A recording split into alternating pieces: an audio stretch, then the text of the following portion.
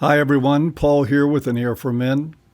There's nothing in my demographic information that tells me whether my viewers are married or in a long-term relationship or single.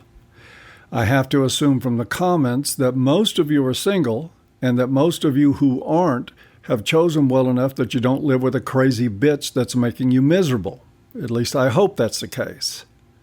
But just the same, I know that these videos have been recommended to guys in troubled relationships, so I want more of the content on this channel to be of use to them.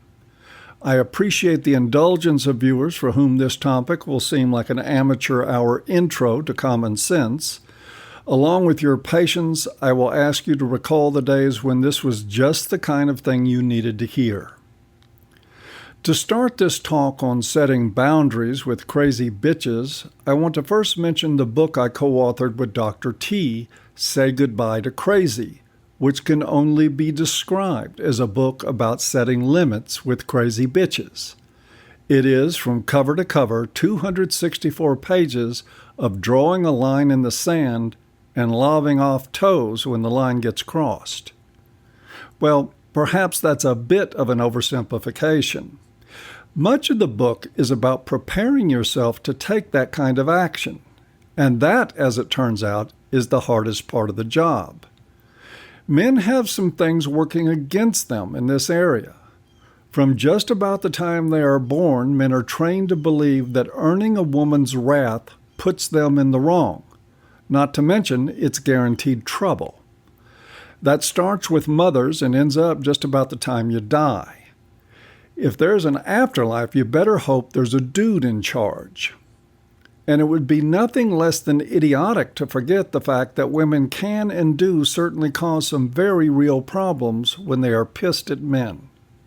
I could go on about that, but for now I want to focus on the common mentality in most humans about the power of women. Years ago, like a couple of years before I launched A Voice for Men, I test drove a lot of my ideas on writing forums. They were just places where people posted everything from poetry to short stories to nonfiction pieces for review and critique by other aspiring writers. I tossed a couple of articles on men's issues out there, and I got some pretty predictable responses. There were, of course, allegations of woman-hating, regressive thinking, chauvinism, the standard blue pill knee-jerk to the idea that men are human beings and that, God forbid, women are as fallible as men. I got something else from a few of the more open-minded men, though. I was told by some that they thought the writing was really good and that the ideas were sound, but those comments were often accompanied with a warning, something like, "Watch out. You're going to get in trouble with the women here." Now, think about that. They thought I was going to get into trouble. It's like they thought that women in the forum were all housed in the fucking principal's office, and I just got caught shooting a spit wad in the back of some girl's hair. I know, you may look at that like it's just a figure of speech and one that means nothing. Personally, I think you're wrong if you think that way.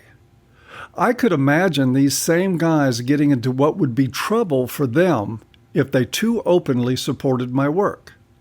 I could also imagine them at home getting into trouble with their wives or girlfriends for any number of other possible transgressions. I mean, why do you think we've coined terms like "it's going to be cold in your bedroom tonight" or "he's going to be sleeping on the couch"? And have you ever heard anyone say "she's in the doghouse"? And that's the core of the problem. Whether we want to admit it or not, we live in a culture that sees women as the ultimate authority in some very personal ways. I'm not just talking about the legal crap that we talk about here all the time. Women can, if allowed by weak men, decide where we sleep, whether or not we have sex, or whether, in fact, we are held in good graces under the roofs of our own homes. They can make men walk on eggshells, change their language, and live their lives acting like something they're not, just to fend off the dreaded disapproval and ire of a woman. And we live in a world of men who buy into this crap as though it's the natural order of things, placing the onus on themselves to take whatever deal is given them without complaint.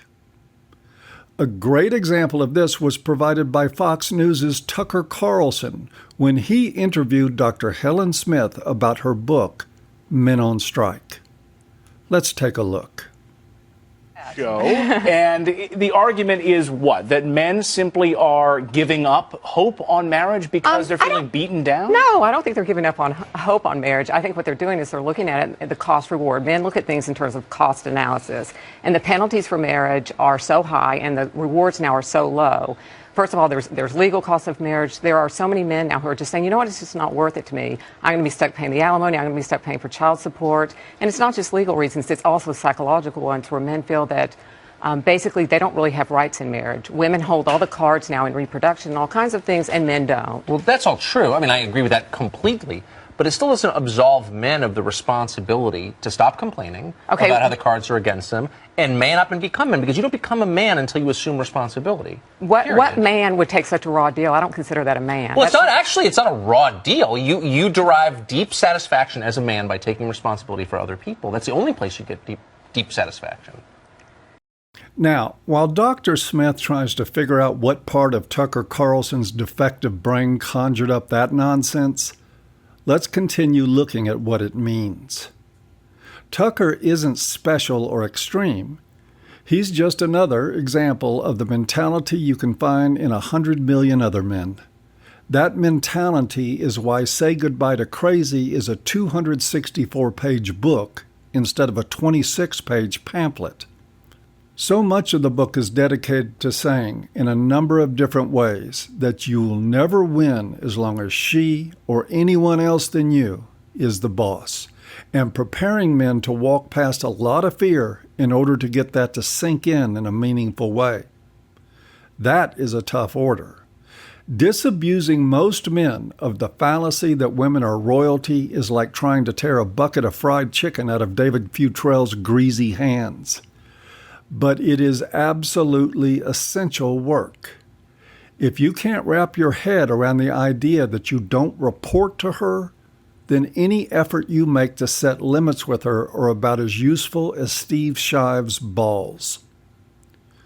While repeated disasters with women helps, getting there is still a hell of a lot easier said than done. The target audience of Say Goodbye to Crazy is couples who are being plagued by the crazy bitch from his previous marriage or relationship. A very common hindrance to solutions to that problem is the guy. He could not tell his ex no when he was married to her and still can't tell her no now that they're divorced. That inability is the open door for her to call shots, make trouble, and to continue to control him for life. Men have a tendency to balk at shutting that door in her crazy face for a number of reasons. Some men have been worn down by years of abuse. They become engulfed in hopelessness. They make going along to get along a lifestyle because they lack the capacity and the will to weaponize their values. Other men just feel guilty whenever putting themselves first, whenever taking what they want and what they need. They were raised in the Tucker Carlson school of manhood. They man up and take it, which is another way of saying that they bend over, spread their cheeks, and chant, "I'm a man, I'm a real man." What they don't understand is that they are in a crisis of values, bad values.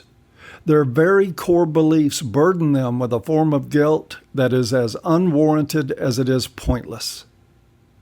You see, guilt is a healthy human emotion that lets you know that you violated your values.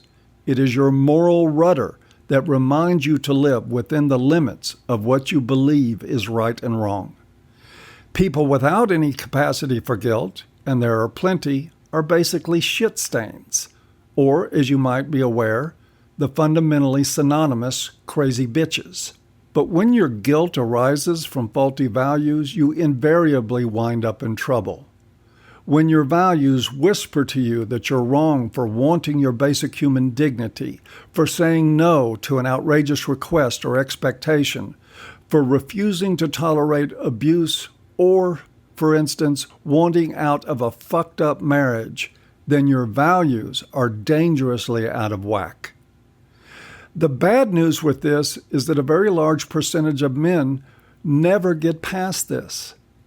In a sense, nearly all of us have or had something like a Tucker Carlson in us, brainwashed into such psychological dependence on a woman's approval that we are capable of going to our graves with our hats in our hands, chronically apologizing for failing to make a woman happy. Sadly, most guys who can avoid this naturally, who are born with no psychological dependence on women and who never develop a care in the world about what pleases them, are also most commonly narcissists and sociopaths. It is the naturally occurring human decency in men that crazy bitches play on and manipulate. In the strangest of life's ironies, it is male assholes who are most immune to crazy bitches. And even more ironically, it is the male assholes that are most attractive to women, generally speaking.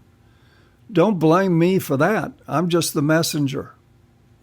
For what it's worth, though, your painful and disappointing experiences with crazy bitches is an affirmation of your human decency. Otherwise, you would likely never have been in bad straits. Since the point here is not to suggest assholery to men, I prefer the idea that most decent men have to unlearn this stuff in order to manage better. In short, they have to find their inner Tucker Carlson and kill the son of a bitch. Then they have to identify their values and start living within them at any cost. The good news is that the choice is there for any man willing to develop values that elevate his worth over that of an overgrown child. That brings us to another important crossroad. Not just to another important crossroad, but to the crossroad. Anything you can't lose can destroy you. Living with that reality is a simple, unassailable rule that, despite being a rough pill to swallow, is the only antidote to this particular problem. I've seen people drink themselves to death because they could not imagine life without booze. Same with drugs. For many, it's the same with food. I was joking about David Futrell and his bucket of chicken. What do you want to bet that his eating habits, if he doesn't change them, will contribute to his death? It is not much different with women. There is nothing more dangerous than a woman you think you can't live without. And I see this over and over again with men. When living with a gigantic pain in the ass that will never be satisfied, someone who will continue to wear away at their self-respect, who will continue to drain them of resources and the joy in life, they rationalize some bullshit about how their good values as good men dictate that they eat shit and smile till the Grim Reaper comes for them. They engage in a repeating cycle of effort, failure, and guilt. Rinse and repeat. In following that spiral downward, they may have occasional outbursts of rage or engage in destructive habits. They may become depressed or even violent, but the cycle never stops. The sense of failure and guilt intensifies. The one way out of that slow emotional death is the word no coming out of his mouth every time his rational thinking calls for it. Provided he means it, it is really that simple.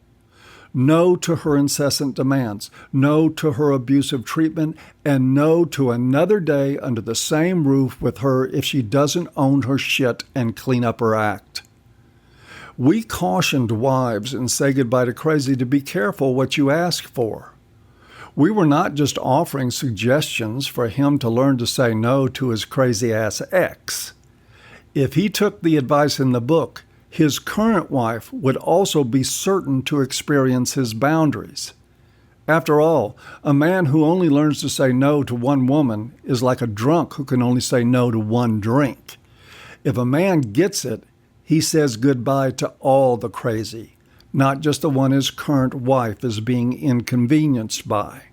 I said before in a video I did some time ago that you can measure a man's mental health by his ability to say no to a woman. This video is the longer explanation of that statement. And so that's it, guys. How do you set limits with a crazy bitch? Well, you start in the mirror with a good look at your self-respect. You won't have to look too long to figure out if you have any.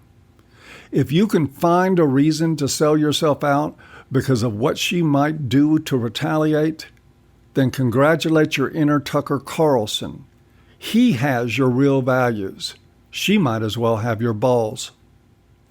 Whenever you get ready to take ownership of both, they are yours for the taking. But as long as anything she might threaten to do gets in your way, as long as you're willing to compromise to keep her around, you will continue to live in the same world of shit with no one to blame but yourself. And that's it for another talk from An Ear for Men. As always, guys, I hope you've enjoyed, even if you haven't, and see you next time.